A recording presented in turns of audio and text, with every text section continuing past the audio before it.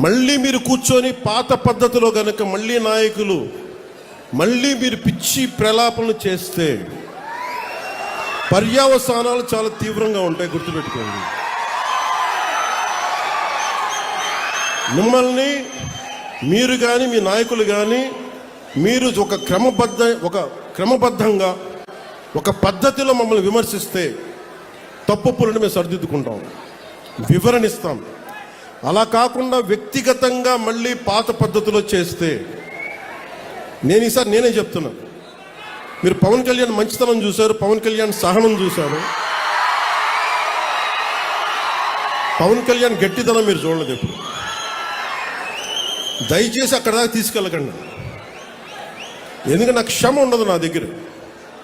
మీలాంటి వాళ్ళకి repeated అఫెండర్స్కి, crime చేసి తప్పించుకుందాం అనుకున్నోడికి, రిపీటెడ్ అఫెండర్స్కి నా దగ్గర క్షమ ఉండదు.